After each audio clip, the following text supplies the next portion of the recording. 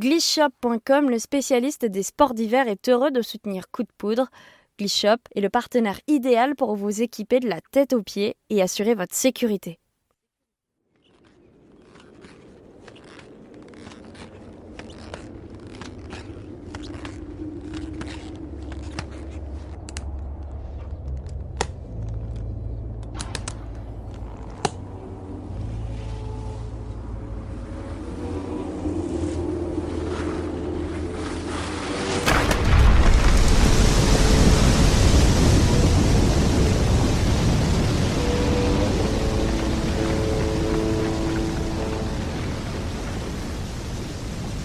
Stress, avalanche, crash, dévissage. Coup de poudre, le podcast qui parle accident de ski par Skieur Magazine. Bien que magnifique, la montagne reste un lieu de tous les dangers. Mais malgré cela, on continue de la grimper, de la skier, de la dévaler. On aime ce risque et l'adrénaline qu'il provoque, car on est avant tout des passionnés. Alors embarquez avec nous pendant les minutes qui vont suivre dans des récits de mésaventures à ski. Prêt à vous lancer ? Alors c'est parti !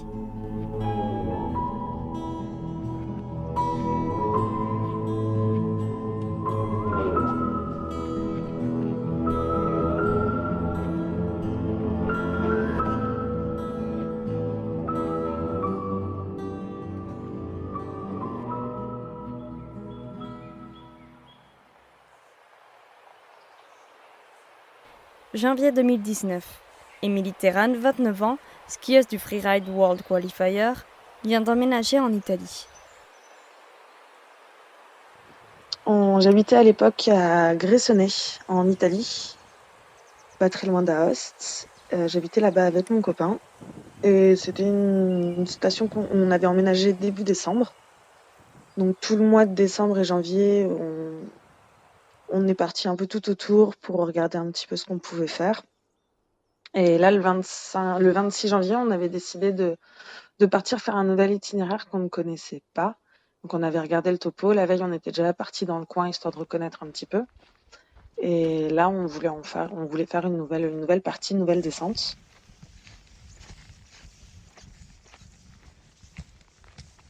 Le jour de la sortie, il faisait grand beau, pas un nuage, pas de vent, et donc une visibilité très bonne. Et la neige commençait à devenir un peu mouillée. Mais rien de vraiment flagrant. On restait quand même en altitude, on était à plus de 2000, donc la neige n'était pas fraîche, c'était pas de la poudreuse, bien qu'on était en janvier. Mais c'était pas non plus de la neige de printemps qui te ralentit énormément. Je sortais tout le temps avec mon sac airbag dans tous les cas. On avait le DVA parce qu'on partait en hors-piste, on avait le topo, on avait le guide, donc on savait par où passer. Et au niveau matos ski, j'avais des skis dans lesquels j'avais confiance. C'était mes skis de rando avec lesquels je faisais toutes mes sorties. J'avais jamais eu de problème de fixation ou de choses comme ça. Donc on est monté, pas eu de soucis, on est redescendu. Le début, il n'y a pas eu de problème. On avait pris le télésiège pour monter tout en haut. Après, on avait mis les pots pendant à peu près 1 heure.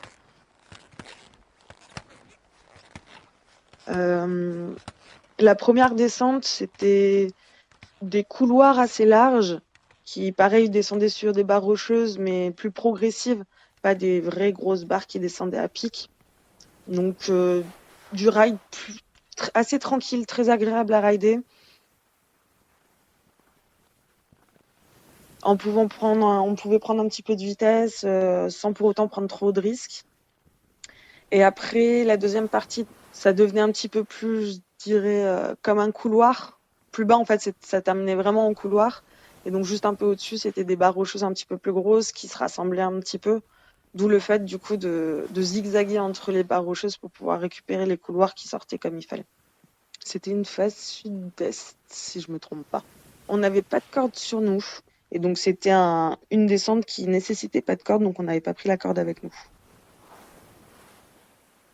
Et ensuite, on s'est arrêté un peu au-dessus d'une barre rocheuse.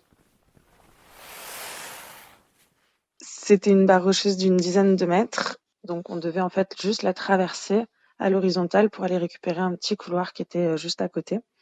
Donc en soi, c'était pas une descente très difficile. Donc moi, je me suis élancée la première. Premier virage que j'ai fait, c'était un virage avec de la neige très agréable. Donc deuxième virage, j'ai décidé d'engager un petit peu plus, de mettre un petit peu plus de poids sur mes skis. Sauf que la neige avait changé, elle était beaucoup plus dure et je m'en étais pas spécialement aperçue. Donc le poids un peu plus fort sur les skis ont fait que un de mes skis m'a lâché. Donc il a commencé à glisser, je me suis retrouvée sur les fesses et à dévaler juste au-dessus de cette barre rocheuse. Et du coup, au-dessus, j'ai essayé de m'arrêter, j'ai pas réussi et j'ai glissé vraiment juste au-dessus, juste à me retrouver au-dessus d'elle. Quand je me suis retrouvée au-dessus, en fait, j'ai vu qu'il y avait des cailloux qui étaient juste en dessous. Donc j'ai décidé d'essayer de me lever et de la sauter. Donc je me suis remise sur mes skis, enfin sur mon ski. Et j'ai réussi à prendre assez d'élan pour pouvoir passer la petite barre rocheuse du début, on va dire, avec tous les petits cailloux qu'il y avait. Au moment où j'étais en l'air, c'était tellement rapide que je me suis pas du tout rendu compte que j'étais en train de sauter une dizaine de mètres avec qu'un seul ski. J'ai essayé juste de me dire, surtout ne te prends pas les cailloux qu'il y a juste au-dessus, passe après et tu verras ce qui se passe. Ouais, ça a été le saut a été tellement rapide au final que j'arrivais pas du tout à me rendre compte que je venais de sauter une dizaine de mètres et que peut-être la chute allait être fatale. J'ai pas pensé à la mort, j'ai pas pensé à ce genre de choses, mais en fait, j'ai pas eu vraiment de pensée. C'était plutôt fait au mieux. Essaye d'atterrir pas sur la tête, essaye d'atterrir sur tes pieds et tu verras ce qui se passe. Et j'ai atterri donc une dizaine de mètres plus bas. Et à l'atterrissage, j'ai senti un crack au niveau de mon dos. Je me suis fait éjecter de mon ski et j'ai eu juste le souffle coupé. J'ai pas eu de commotion directe. J'étais consciente de l'endroit où j'étais. Je savais encore qui j'étais. Je pouvais bouger mes pieds, donc du coup, j'avais pas l'impression que ce que je m'étais fait, c'était grave. J'étais à chaud encore, donc du coup, je sentais pas du tout des douleurs dans le dos. Je l'avais beau avoir entendu craquer, pour moi, c'était juste un petit crack comme on peut se faire, je sais pas moi, quand on saute une petite bosse et qu'on sent que ça craque un peu de partout, mais je pensais pas que c'était aussi violent que ça. Donc j'ai mon compagnon qui m'a rejoint, qui m'a demandé comment ça allait. Donc j'avais tous mes esprits, je bougeais, j'avais juste un petit peu mal au dos, mais voilà, je lui ai juste dit sur le coup, je reprends mes esprits, je reprends mon souffle et on est reparti. Et au bout de 5 minutes où j'arrivais pas à reprendre mon souffle et où j'étais pas bien, là c'est lui directement qui m'a dit que je m'étais cassé des vertèbres et qu'il fallait absolument pas que je bouge, que ça pouvait être grave. Donc il m'a fait un pan de neige pour me poser, pour que je pose mon dos. Et au moment où j'ai commencé à essayer de me déplacer, j'ai vraiment senti une douleur énorme dans le dos. Et c'est au bout je pense que je dirais une dizaine de minutes, quand j'ai commencé à refroidir, à reprendre vraiment mes esprits. Et là où j'ai commencé à vraiment avoir mal, moindre mouvement que je faisais, même essayer d'étendre mes jambes ou de bouger un peu sur le côté, c'était un déchirement. Ça me faisait vraiment très très mal. Là, je me suis dit, là, il y a quelque chose qui va pas. Donc il m'a stabilisée, il m'a mis à plat histoire que je bouge plus du tout le dos et après c'est lui qui a pris tout en charge pour appeler les secours. Donc l'hélico est arrivé, il a mis bien une vingtaine de minutes parce qu'il venait d'Aoste. Donc le temps déjà qu'il arrive à joindre les secours, leur expliquer où on était exactement dans leur piste. Donc ouais, une vingtaine de minutes, je pense que je suis restée allongée dans la neige et là petit à petit en fait j'ai senti vraiment la douleur qui était de plus en plus violente. Je me suis fait litroyer à l'hôpital d'Aoste. Je suis restée toute l'après-midi, fin de journée, avant de savoir ce que j'avais. Ils m'ont fait des examens et le diagnostic, ça a été deux vertèbres pétées, donc la L1 complètement brisée et la L2 fissurée. Les vertèbres L1 et L2, c'est les vertèbres qui sont plutôt en bas, donc c'est les lombaires. juste un peu au-dessus du coccyx. Donc c'est pour tout ce qui va être au niveau du mouvement du bas du dos. Donc le choix après c'était soit de me faire opérer en urgence à l'hôpital d'Aoste, soit ils m'ont proposé de me ramener en France et de me laisser me débrouiller en France. Donc j'ai pris la décision de me faire opérer à Aoste parce que j'avais un bout de ma vertèbre qui menaçait, qui s'était complètement dissocié et qui menaçait en fait de venir couper ma moelle épinière. Donc si je faisais un moindre choc un peu trop violent, je pouvais me retrouver paralysée. Donc je me suis fait opérer en urgence à l'hôpital d'Aoste le lendemain. Ils m'ont mis 2 broches, 5 vis dans le dos. Et le surlendemain, donc le lendemain de l'opération, j'ai marché directement. Et après, j'étais en convalescence. Je suis restée 5 jours à l'hôpital d'Aoste avant de rentrer en France. Et en France, du coup, j'ai fait une petite convalescence d'1 mois où j'avais pas le droit de bouger. Enfin, pas le droit de trop bouger. J'avais juste le droit de marcher à peu près 200 mètres par jour. Sinon, c'était du repos total. L'accident était vraiment compliqué pour moi parce que déjà, c'était la première fois que je me blessais réellement. Première fois que je me faisais opérer. Et la convalescence, je connaissais pas. Et pour une personne comme moi qui a l'habitude d'être en montagne, de bouger, surtout en hiver, de faire beaucoup de ski, de me retrouver du jour au lendemain, en plus fin janvier, à plus pouvoir ni aller skier, la saison de compétition était finie. Ça a été un choc très violent. Donc j'ai fait une déprime, une grosse déprime, où il m'a fallu un petit peu de temps à remonter la pente. Et au bout de, je pense, 2 mois, j'ai recommencé à sortir un peu la tête de l'eau. Où en fait, c'était quand j'ai eu un rendez-vous chez mon chirurgien qui m'a dit tu peux recommencer tranquillement à faire un tout petit peu de sport sans trop brusquer, mais voilà, en écoutant son corps. Quand il m'a dit ça, j'ai réussi à remonter un petit peu la pente et je suis repartie en Italie pour reskier. Et ça m'a vraiment débloqué. Le retour sur piste a été magique, bien que je n'aime pas spécialement la piste, vu que je fais beaucoup de hors-piste. Mais le fait de se dire on peut toujours skier, on arrive toujours à descendre, même avec une opération et même avec un accident comme ça a été la libération. Mentalement parlant, ça m'a vraiment fait du bien de pouvoir remettre les skis et de me dire voilà, j'ai eu un accident, certes grave, mais je suis pas morte, je suis pas paralysée et on peut toujours aller de l'avant.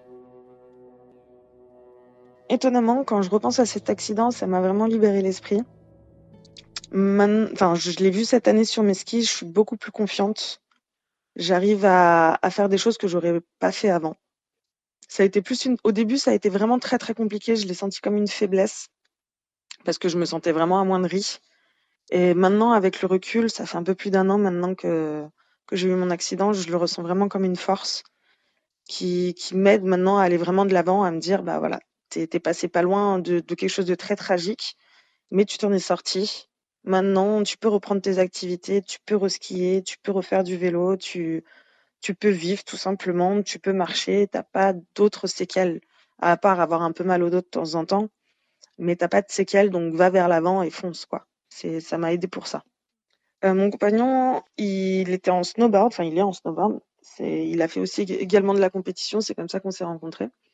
On n'est plus ensemble actuellement, mais en tout cas à l'époque, il a été, à l'époque de mon accident, il a été vraiment derrière moi. Il m'a soutenue dans mes étapes, même quand j'étais en dépression, il a été présent.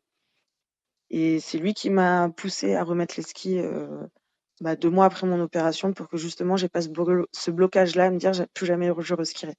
Donc ça a été vraiment un élément, je pense, qui a été très important pour moi de l'avoir à mes côtés à ce moment-là, pour me relancer en fait dans la dynamique et pour me dire bah ok, tu as eu un accident, ça aurait pu très mal se finir, mais au final ça s'est bien passé. Donc maintenant continue de vivre, bloque pas. Honnêtement, j'ai jamais pensé à arrêter de skier.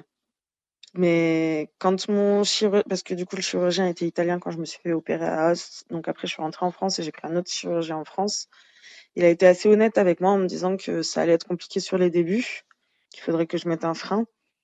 Après je l'ai pas vraiment écouté, j'aurais dû prendre plus de repos. Mais non, j'ai eu en fait la niaque qui m'a dit: «Il faut que tu remontes sur des skis et il faut que tu refasses de la compète, il faut que tu reskis». Avec le recul, je peux dire que si, quand je suis partie, en fait, j'étais pas assez concentrée. Je m'en rends compte maintenant. Sur le coup, non, je suis partie confiante, mais post-accident, enfin, je dis même maintenant, c'est maintenant que j'arrive vraiment à me rendre compte de ce qui s'est passé, que je suis partie enfin, en tout cas sur cette partie-là de la face, sans vraiment être concentrée à 100 dans ce que je faisais. Et je pense que c'est pour ça que du coup, j'ai pas vu qu'il y avait un changement de neige juste devant moi et que du coup, ben, j'ai lâché le truc. Alors si jamais j'avais la possibilité de retourner en arrière pour éviter ça, enfin, c'est ce que maintenant je pratique, c'est qu'à chaque fois que je pars, que ça soit en hors-piste ou pas, à chaque fois que je m'élance quelque part en ski en tout cas et même, dans mes autres sports, je me concentre vraiment dans ce qui se passe à l'instant présent. Je descends plus une piste en me disant, «Tiens, quel temps il fait? Qu'est-ce que je dois aller acheter comme course?» ou ce genre de bêtises. Je reste vraiment focus dans ma descente et sur tout ce qu'il y a autour de moi, tout ce qui m'entoure. Je suis beaucoup plus concentrée maintenant que j'ai pu être avant et si je l'avais été, je pense que ça aurait pu être différent.